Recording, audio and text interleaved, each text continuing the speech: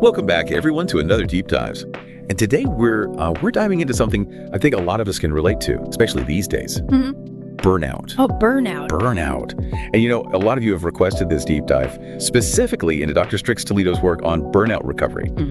And I have to say, his approach is so refreshing, so practical. Yeah. It really is a guide. You know, it's not just someone lecturing you on burnout. It's actually giving you the steps to take to recover. Well, and I think that's what makes it so helpful, right? It's Yes. like he's acknowledging just how deeply burnout can affect you, like even physically.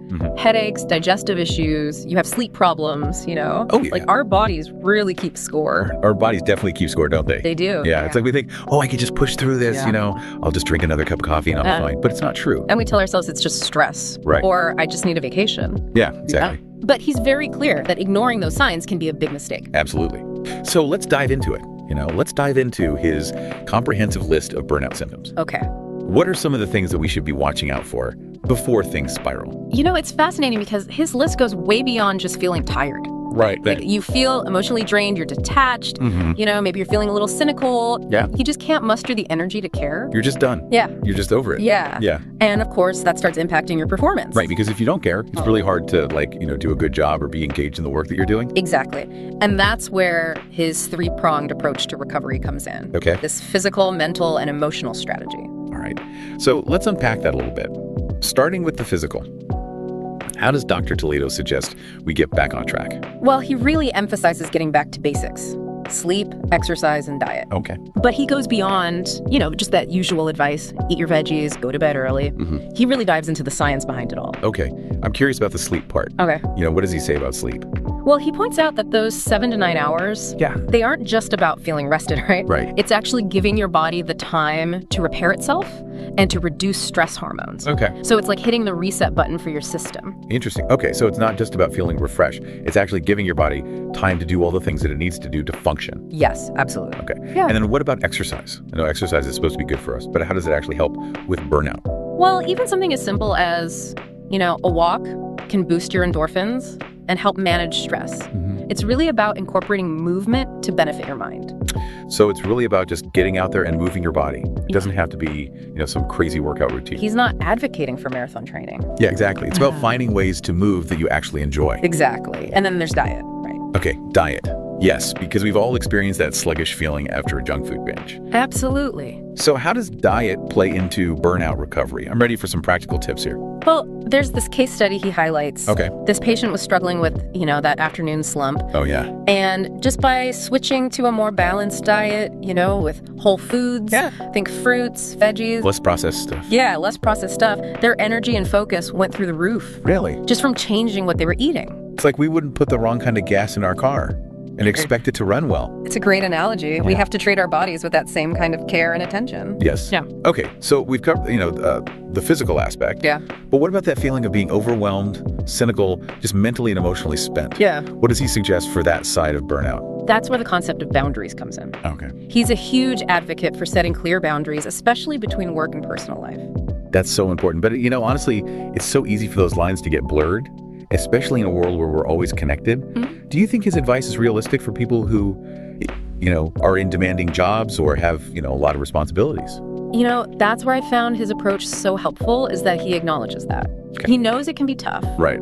But he encourages people to have these open conversations with their managers. It's really about being proactive and finding solutions together. So instead of just complaining about feeling burnt out, it's about coming to the table with specific issues and potential solutions. Exactly. And he even recommends this technique called time blocking. Oh, I've heard of that. Where you schedule dedicated work hours. Yeah. And you fiercely protect your personal time. No more checking emails at 10 p.m., you're saying? No more checking emails at 10 p.m.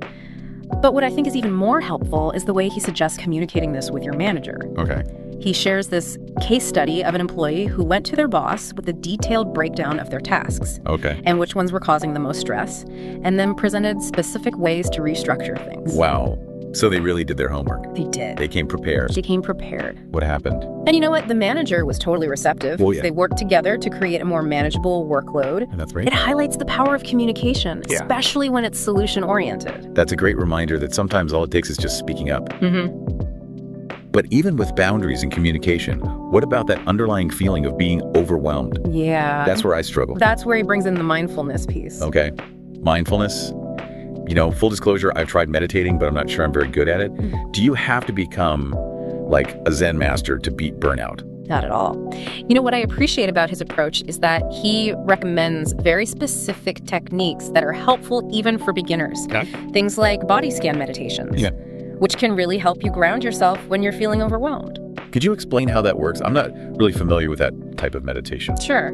You basically just focus on each part of your body one at a time and notice the sensations. Okay. It sounds very basic, but it can be incredibly powerful in interrupting that spiral of negative thoughts.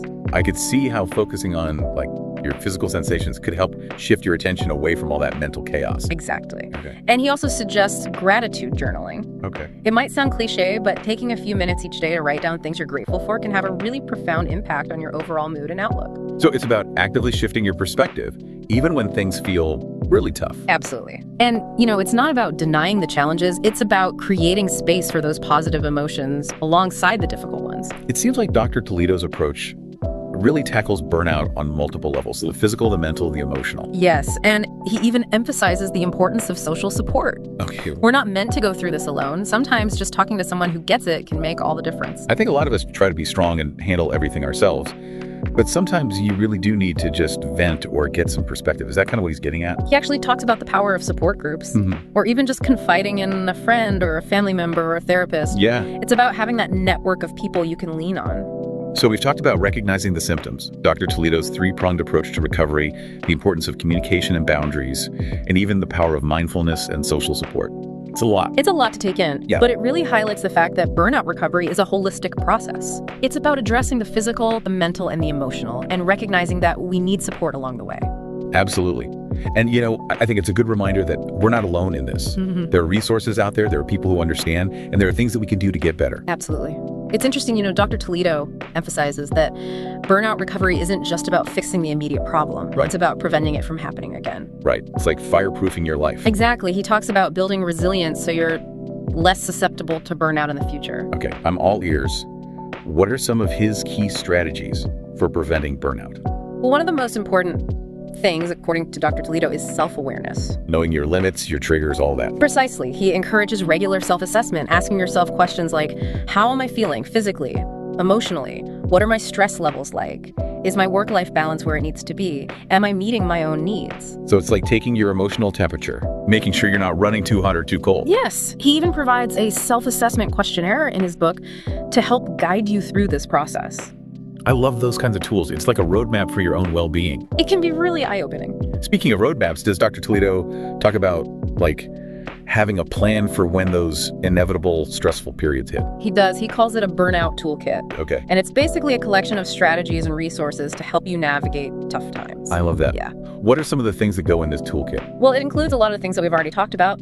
Mindfulness techniques, boundary setting strategies, communication skills, and a list of supportive people you can reach out to. So it's about having those resources already, at the ready. Yeah. So you can respond proactively instead of just reacting in a moment of panic. Exactly. It's like having a first aid kit for your mental health. Exactly. Instead of spiraling when things get tough, you can say, okay, I've got this. I have my tools. You know what to do. I know what to do, yeah. It's about empowering yourself to take control. I love that. And speaking of control, one thing that really resonated with me about Dr. Toledo's work is his emphasis on personal agency. That we're not just victims of circumstance. Exactly. That we actually have choices. He believes we have the power to shape our own experiences, even in challenging situations. We can choose to prioritize our well-being. We can choose to set boundaries. We can choose to seek support. Absolutely. That's such a powerful message, especially for those of us who feel stuck in the burnout cycle. Yeah. It's a reminder that things can get better, but it starts with taking ownership. And Dr. Toledo provides a clear and compassionate guide for reclaiming that power. He's saying, you're not helpless, you have options, you can create a life that nourishes you, not depletes you. This conversation has been so insightful. It has. It's like Dr. Toledo's work has given me a new lens through which to view burnout, not as a personal failing, but as an opportunity for growth and transformation. It's about reclaiming our lives, rediscovering our passions, and creating a world that supports well-being. And it all starts with that simple but profound act of taking care of ourselves. Absolutely. Okay, I think we've covered a lot of ground here, but before we wrap up, I want to circle back to something we touched on earlier, the importance of setting realistic goals. Ah, yes, that's a crucial piece of the puzzle, especially in today's world, where we're constantly bombarded with messages about productivity and achievement. It's so easy to get caught up in the hustle culture and feel like we're not doing enough. And Dr. Toledo reminds us that constant striving can actually be counterproductive, Yeah. leading to exhaustion and burnout. So how do we set realistic goals in a world that seems to demand so much from us? He encourages us to redefine what success means to us, to move away from those external markers. Like money and status. Exactly. And focus on what truly matters, our values, our passions, our relationships. Setting goals that align with those things, goals that bring us joy and fulfillment. It's about living authentically and meaningfully, rather than chasing external validation. Yes. And that often means letting go of perfectionism. He reminds us that perfection is an illusion, Yeah. and chasing it will only lead to disappointment and frustration. Right. Embracing the concept of good enough can be incredibly liberating. Striving for excellence, but also being okay with making mistakes and not having it all figured out. Exactly. It takes the pressure off and allows us to enjoy the journey. This conversation has really got me thinking about my own goals and priorities. It's a good reminder to check in with ourselves regularly and make sure we're on the right track. And to course correct if we're not. Absolutely. We have the power to create a life that nourishes and sustains us. And that's a beautiful thing. It is. Yeah, Okay, I think we've squeezed all the wisdom we can out of this topic for now. I agree. It's been a deep dive indeed. But before we say goodbye, I want to leave our listeners with one final thought from Dr. Toledo. He says, and I quote, "Self-care is not a luxury, it's a necessity."